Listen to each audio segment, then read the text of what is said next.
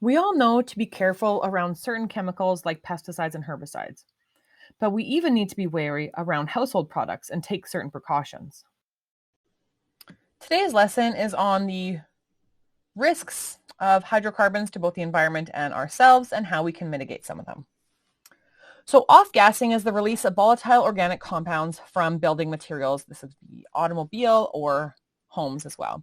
So lots of plastics, paints, and other rubber products release volatile organic compounds into the air.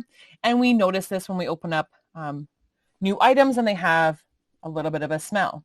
So also paint thinner, again, as its odor, it's releasing volatile organic compounds into the air. So previously we had talked about the flow of wind on the earth moving CFCs and other PCBs towards the poles. And another way that this occurs is the grasshopper effect. So in warm temperatures, volatile organic carbons evaporate.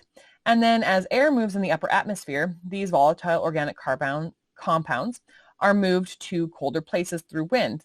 Then in colder temperatures, these volatile organic compounds end up condensing and falling to earth. So you'll often find volatile organic compounds in places where they're not produced. Pesticides are a very hazardous substance, and they can be evaluated based on target specificity. Are they broad or are they narrow?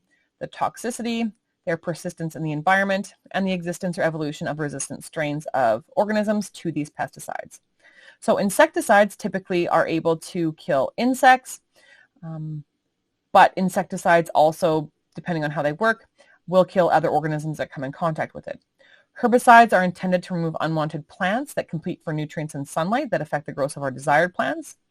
And fungicides are designed to protect crop, plants, and animals from fungi that can cause disease or slow their growth. We also use fungicides to prevent molds in food or within our homes. When we're talking about toxicity, two different terms that we can use are LD50 and LC50. LD50 is the dosage of a chemical that, if given all at once, will kill half the population. LC50 is the concentration of a chemical that, when given all at once, will kill half the population. So we want to use, if we're going to be using chemicals, we want chemicals that you have to give a low dose to, so that you don't have to spray a lot, so you don't have to use a large volume.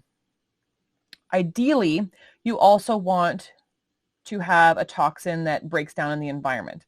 And unfortunately, when we test for LD50 and LC50, we're only testing the short-term effects of the toxins in an environment, not the long-term effects. So we can see here that the LD50 or LC50 for different organisms is different. So Daphnia have an LD50 at a lower concentration than, say, rainbow trouts or frogs, where mallard ducks have the highest level of LD50 per kilogram of body mass. So we want to reduce the negative impacts of pesticide use. So to help people reduce pesticide use, we can use natural predators, parasites, or other biological agents for controlling target pests. So if you have a greenhouse, do you bring in ladybugs to help eat the aphids instead of spreading insecticides? We want to use crop varieties that are resistant to pests, so we have to use less insecticides or herbicides. We also want to carefully manage habitat by using strategies such as flooding or burning to deter the growth of pests. So rather than leaving an area fallow or to just have whatever plants want to grow, to burn it to return those nutrients to the soil and to destroy any pests that might be there. We also want to carefully monitor crop conditions for pests so that we can prevent an outbreak from spreading to many crops, and using pesticides only when necessary rather than as a routine matter. So fertilizers and organic matters kind of go hand in hand. So fertilizer is a substance containing one or more nutrients required by plants, and occasionally organic matters can be used as fertilizers. So organic matter is waste or decaying material from animals or plants. So some fertilizers are chemical compounds containing nitrogen, phosphorus, and potassium, and other times people use animal manure as fertilizer. So the role of fertilizer is to add nutrients to a system. So typically fertilizers are added onto croplands or lawns, and nitrates and phosphates will sink into the soil to be used by plants. Now, And manure also has these nitrates and phosphates. Now, if they are not all readily absorbed by the plants, or there's too much runoff in the short term before there's a chance for them to dissolve and be entered into the soil, what can happen is those nutrients can run off in a heavy rain and enter a body of water, which can cause that body of water to become eutrophic. So that body of water will then have excessive plant growth due to an increased supply of nutrients, and it could have a algal bloom as a result. So some sources of eutrophication include runoff from industry and agriculture, as well as municipal runoff from people fertilizing their lawns. We could also have runoff from animal and manure waste, as well as untreated municipal sewage being entered into a water body. Also, we can have the dissolving of nitrogen oxides from internal combustion engines, and when that gets into the water, it can increase the amount of nitrogen. And like I said, these nutrient boosts can cause algae to rapidly reproduce, and then this leads to an algal bloom, which can lead to either algae that produce neurotoxins like cyanobacteria, or just make the water generally unpleasant to be in.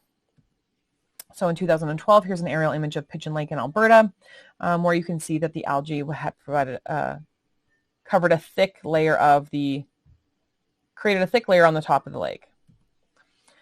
Now, some types of algae are toxic, and these toxic algae blooms can kill fish, wildlife, or other humans like cyanobacteria.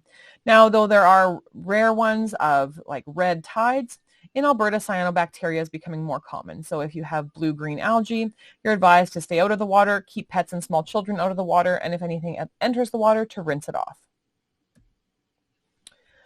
So the problem is that when that algae dies, the oxygen becomes depleted because decomposers are going to be decomposing that algae, producing more carbon dioxide in the water. So this creates a high biological oxygen demand required for that decomposition of organic matter, reducing the amount of oxygen available in the water for fish and other organisms. So the nitrates in plant phosphates are plant nutrients, and they cause those plants to grow quickly, but then they also die quickly. So then that dead material is decomposed by bacteria and other decomposers. Water temperatures can also create a high biological oxygen demand, because as water temperature increases, the rate of photosynthesis by plants in the water also increase. Then those plants die, fall to the bottom, where they're decomposed again by bacteria, which require oxygen, so the biological oxygen demand is high. So this is how algal blooms can cause a fish death in a lake. It's not during the algal bloom itself, but it's afterwards when all that algae is decomposing. So we talked a little bit about free radicals when we were talking about the destruction of the ozone layer. And free radicals are ultraviolet radiation and other reactions in the environment are caused by other reactions in the environment. So they contain an unpaired electron in the valence level that then can damage cellular structures as well as DNA. Now, to prevent free radicals from causing damage, one of the things you want to do is have antioxidants, which prevents free radicals from oxidizing compounds in cellular structures. So fruits and many vitamins contain antioxidants, which is why a diet high in fruits and vegetables can help prevent against cellular damage. Lastly, I want to talk about a few different structures. One of them is polymers, which are large molecules formed from many smaller molecules. So we can have long chains of hydrocarbons like polyvinyl chloride or PVC, which are formed when you join smaller hydrocarbon chains together. Polyester is a polymer of ester molecules. Polyester is a commonly used in different types of fabrics that are synthetic. And lastly, plastics are hydrocarbons that can be shaped or molded without heat or at low levels of heat. So these are often polymers of alkanes and alkenes. Bioplastics, instead of being made from fossil fuel hydrocarbons, are made from sources like vegetable fats, oils, or other microorganisms. So they're more readily able to be broken down in the environment. I hope you enjoyed today's